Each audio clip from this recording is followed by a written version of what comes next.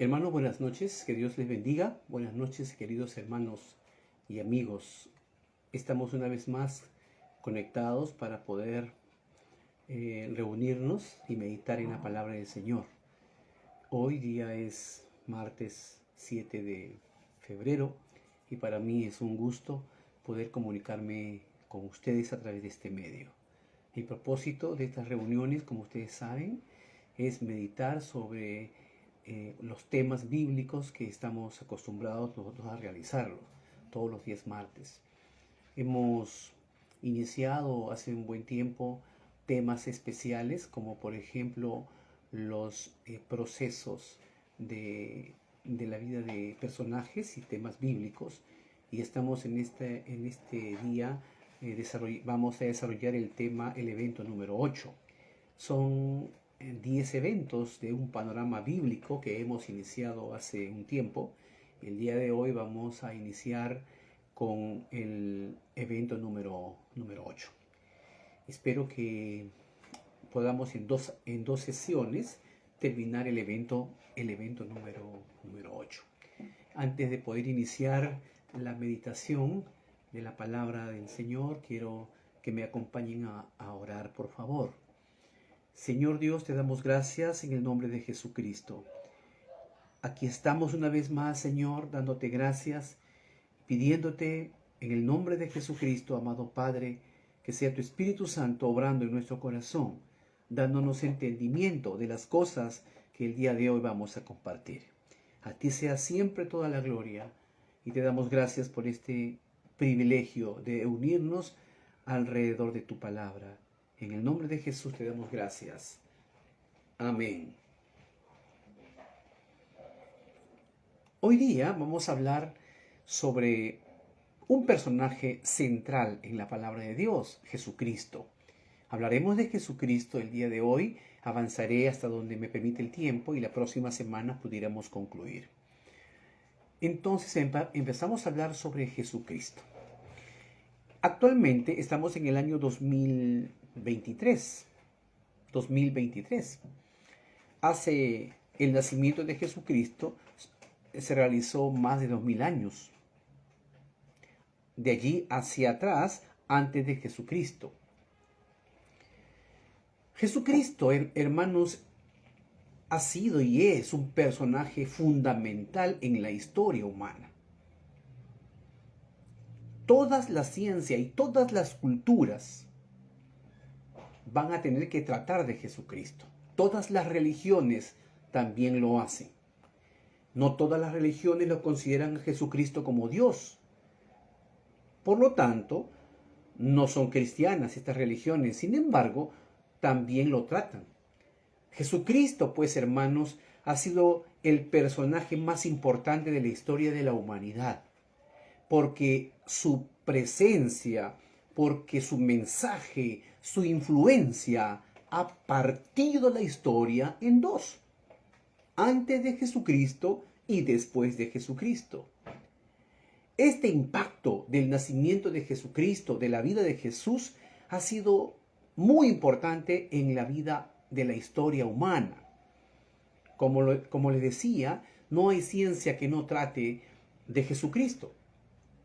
No hay algún tipo de área del conocimiento humano que pueda obviar la presencia de Jesucristo. Ha sido y es un personaje controversial, desde luego, Jesucristo. Pero todos concordamos, debemos de concordar que Jesucristo fue un personaje muy importante. Ahora bien, el nacimiento de Jesucristo o la presencia de Jesucristo aquí en la tierra no ha sido pues un acto casual. No es que de pronto José y de pronto María se encontraron así por casualidad y bueno, se casaron y de pronto nace Jesucristo. El nacimiento de Jesucristo no ha sido un acto casual, sino es un evento planificado desde la eternidad pasada. Jesucristo, pues, ha sido profetizado. ¿Dónde iba a nacer? ¿Cómo iba a nacer? ¿Quién iba a nacer? ¿Por qué iba a nacer? Todo eso ha sido profetizado desde antes que Jesucristo viniera. En la Biblia se conoce Génesis 3:15 como el protoevangelio, porque allí en ese texto de Génesis 3:15 se habla ya de un evangelio. Génesis 3:15, de un evangelio y de Jesucristo. Y pondré enemistad, decía Jehová, y pondré enemistad entre ti y la mujer, le decía a la serpiente antigua, que representa aquí, está representado por la serpiente, pero era Satanás. Y pondré enemistad entre ti y la mujer, y entre tu simiente y la simiente suya. Esta te herirá en la cabeza y tú le herirás en el calcañar. Si pudiéramos analizar este texto de Génesis 3:15, es considerado como el protoevangelio, podemos inferir que se refiere pues a Jesucristo y que Satanás iba a procurar obstaculizar la presencia de Jesucristo, y en ese sentido, esta te herirá en la cabeza y tú le herirás en el calcañar. Entonces, el nacimiento de Jesucristo no fue un acto fortuito, casual, advenedizo, natural. No. En el calendario divino, como dice Gálatas 4:4, en el cumplimiento del tiempo, nació Jesucristo. El nacimiento de Jesucristo no solamente ha sido impactante, sino ha sido un acto profetizado por el mismo Dios desde antes de la fundación del mundo y a partir de Génesis 3:15. Y los profetas en el futuro siempre han anunciado el advenimiento de un Salvador. Sus padres fueron José y María, allá en Belén. No tenemos el tiempo necesario para hablar de José, hombre extraordinario, un padre excepcional. Tampoco vamos a hablar ahora de María, una mujer también extraordinaria, elegida por Dios para que pueda a través de María venir el Salvador. Solo decimos que estos no eran religiosos. José y María eran devotos. La palabra devotos viene de devoción. Y la palabra devoción viene porque ellos tenían intimidad con Dios. Ellos, aparte que se guardaban, eran consagrados. Personas consagradas buscaban la intimidad con Dios. Eran personas consagradas a Dios. Y los religiosos son personas que dicen que creen en Dios, pero cometen errores y van pecando por la vida y van a la iglesia y salen igual. Y cometen todo tipo de pecados. Son los religiosos de hoy, pero un devoto es diferente. Un devoto se toma en serio su fe. Un devoto recibe a Dios en su corazón y su vida es consagrada y su futuro es una persona consagrada en la voluntad de Dios. Es un devoto. Y en medio del tiempo que vivía José y María, había mucha corrupción política, social, moral, religiosa. Sin embargo, José y María eran devotos. Los dos eran devotos. José era un hombre justo, consagrado a Dios, y María era una mujer excepcional, virgen, moralmente intachables.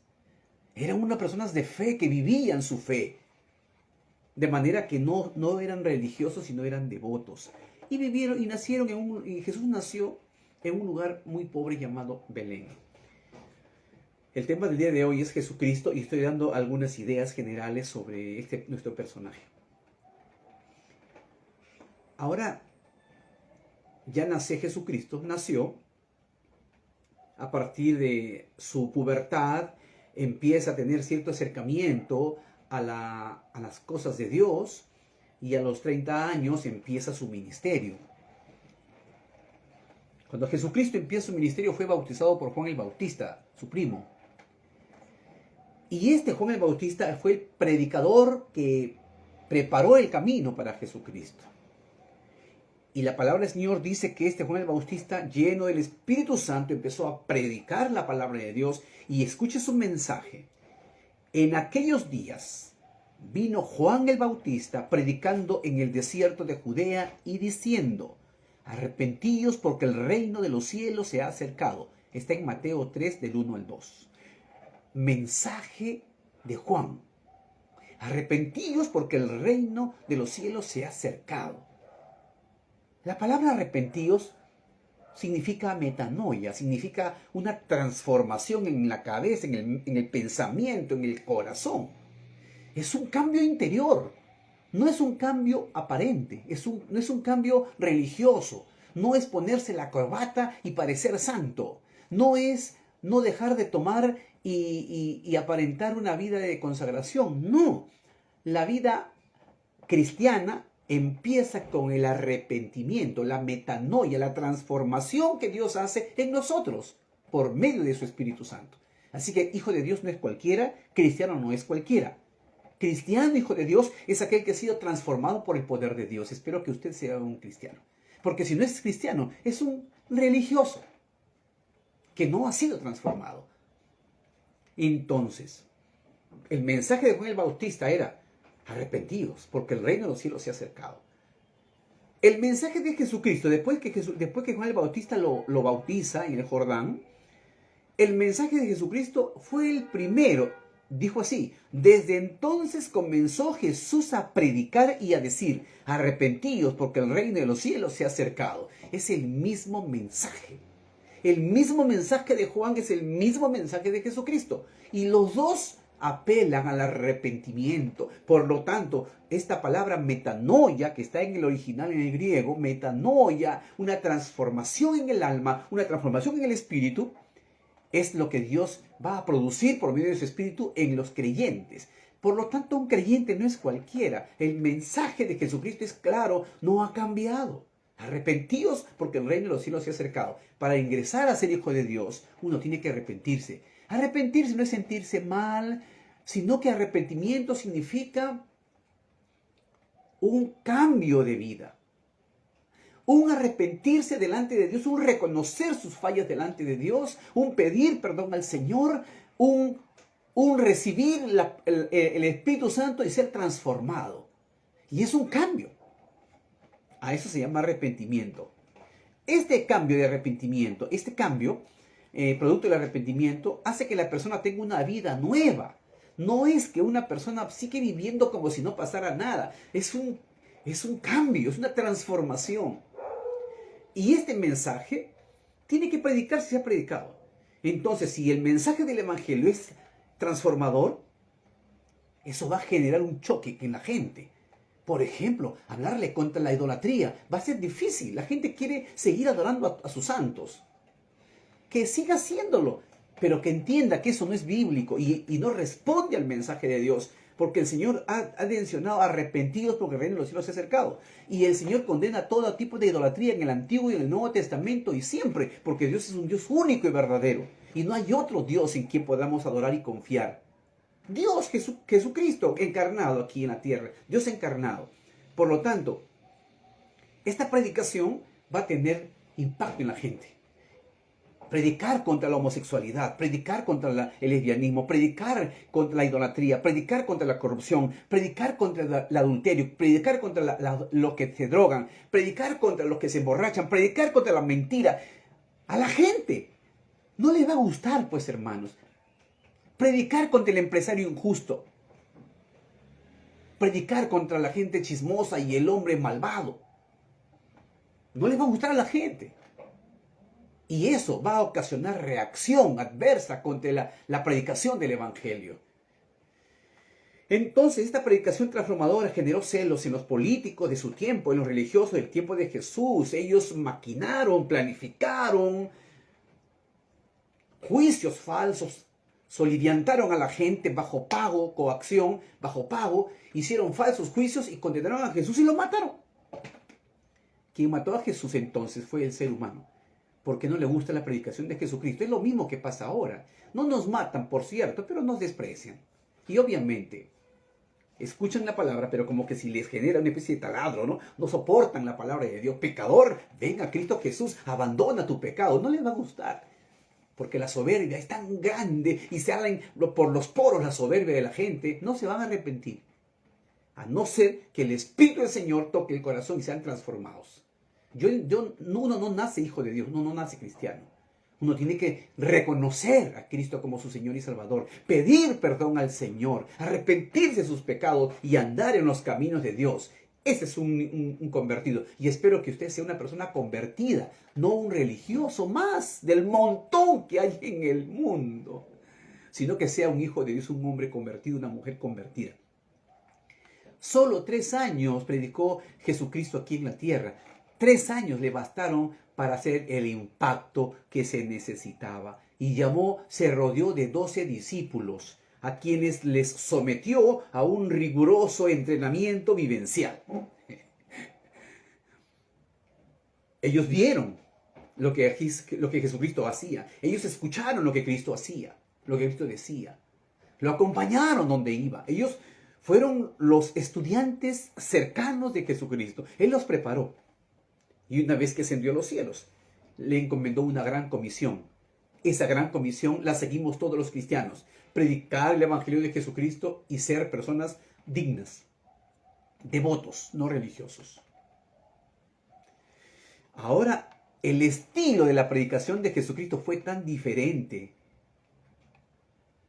Y recorrió Jesús toda Galilea, enseñando en las sinagogas y predicando el Evangelio del reino, sanando toda enfermedad y toda dolencia del pueblo. La predicación de Jesucristo no solamente era religiosa, teórica, no, sino que sí era una predicación que enseñaba sobre espíritu, sobre arrepentimiento, pero también hablaba sobre la necesidad de la gente. Él sanaba enfermedades. Él hizo maravillas, él predicaba con autoridad porque él era el Hijo de Dios, era el Logos, el Verbo, hecho carne y tenía autoridad. Y él no se circunscribía a un local, sino que él salía y predicaba por las calles, por las aldeas, acompañado de sus 12 a quienes le estaba enseñando, para que cuando Cristo sea ascendido a los cielos, estos 12 siguieran con la obra. Y eso es lo que hicieron y hasta ahora somos nosotros los receptores de ese legado. Y por eso que la iglesia ha permanecido 2000 años. Gloria a Dios, hermano. Gócese porque usted es parte de la iglesia del Señor. Y si no lo es, le invitamos para que se arrepienta, para que venga a la transformación que el Evangelio provee y sea un hijo más de Dios. Ahora Jesucristo recorre las aldeas y plazas y Él va predicando la palabra, lo que estamos haciendo ahora, y va enseñando y va sanando dolencias y enfermedades. Porque la predicación del Evangelio no es una predicación religiosa, teosófica, religiosa. No solamente es eso, también es. Porque nos va a cambiar la forma de pensar. Pero sobre todo, el mensaje del Evangelio es transformación de vida. El que robe ya no robe más. El inmoral ya que no fornique más. El que mienta que no mienta más, sino que haya un cambio en la vida de la persona. Ese es un mensaje transformador, hermanos. Díganme qué mensaje más transformador que el Evangelio de Jesucristo. Si hay un púlpito en cualquier parte del mundo que no predique este Evangelio, ese no es el Evangelio. Si hay un predicador que en vez de predicar el Evangelio predica otra cosa, ese no es pastor que Dios ha establecido. Los pastores y la iglesia tenemos que predicar el Evangelio de Jesucristo, que se arrepientan para que vengan a ser hijos de Dios. Esa es nuestra forma de compartir, porque eso está en la palabra de Dios. Jesucristo, entonces, visitó hogares. No solamente fue a la sinagoga, sino también salió y caminó, anduvo por los montes y anduvo por los desiertos y anduvo por todo lugar. También visitó hogares, porque Jesucristo, pues, es Dios. Y Dios fue el que ha instituido el matrimonio. Y Dios es pro matrimonio.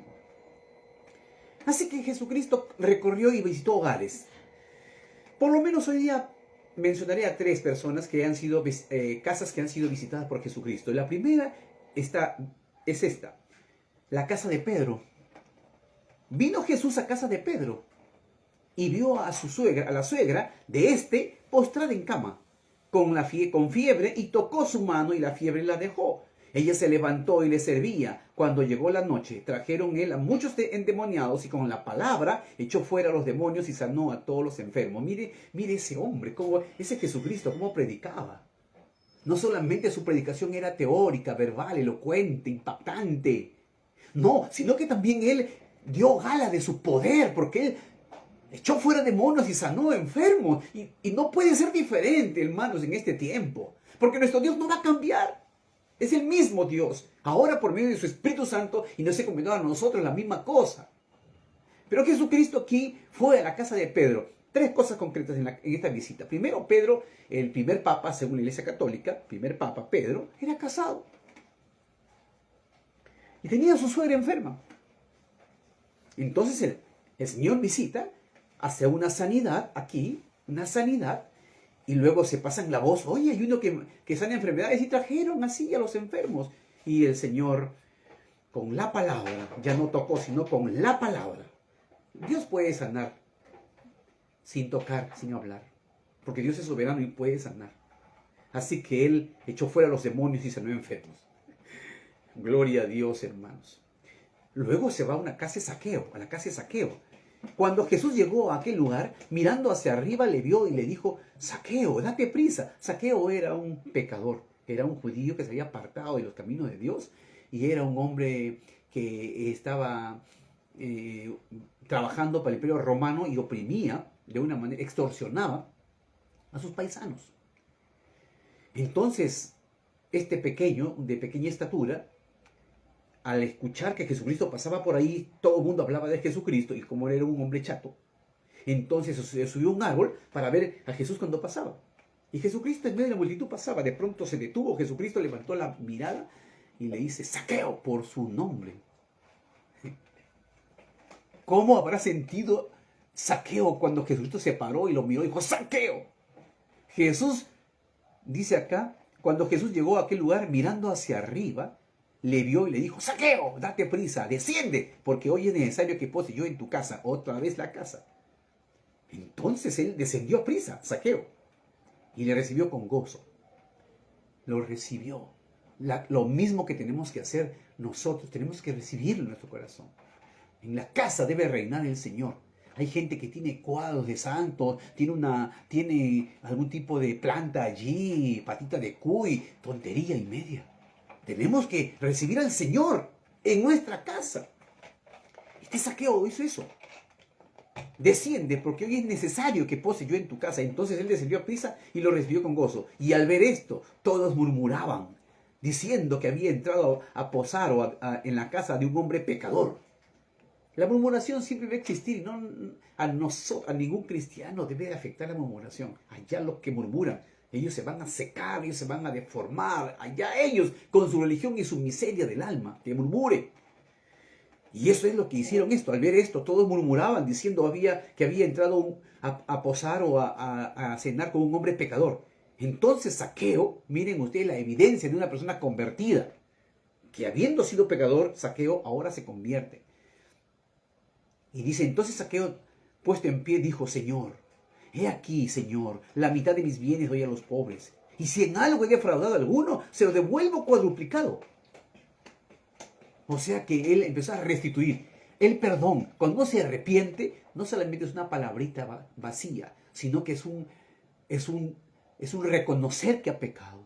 Y es una actitud de restituir a aquel que ha ofendido. Qué fácil es pedir perdón hipócritamente y ya bueno, pues si me pide perdón ya me perdona, si no, no. Eso lo hace el religioso, el hombre natural, el cristiano no hace eso. Este hombre había entregado su vida al Señor y estaba diciendo ya, yo ofendí, ahora voy a restituir. Y si tú has pecado y eres cristiano, restituye, hermano. Este hombre restituyó. Y Jesucristo, entonces, al escuchar esa resolución de este Zaqueo, dijo, hoy ha venido la salvación a esta casa. Quiere decir que la salvación se evidencia con nuestra ética, nuestra forma de vivir. Ya no tomo más, ya no fumo más, ya no peleo más, ya no hago más lisuras, ya no, ahora soy salvo, ahora voy a vivir para Dios.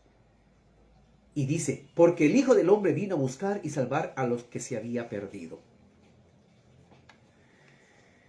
Bueno, aquí hay otra visita a otra casa, pero por hoy lo dejamos ahí. Estamos dejando nosotros la casa de Zaqueo. Hasta ahí yo quisiera que lleguemos el día de hoy para que la próxima semana podamos seguir nosotros estudiando las Sagradas Escrituras, así como ahora lo estamos haciendo. Padre, te damos gracias en el nombre de Jesús.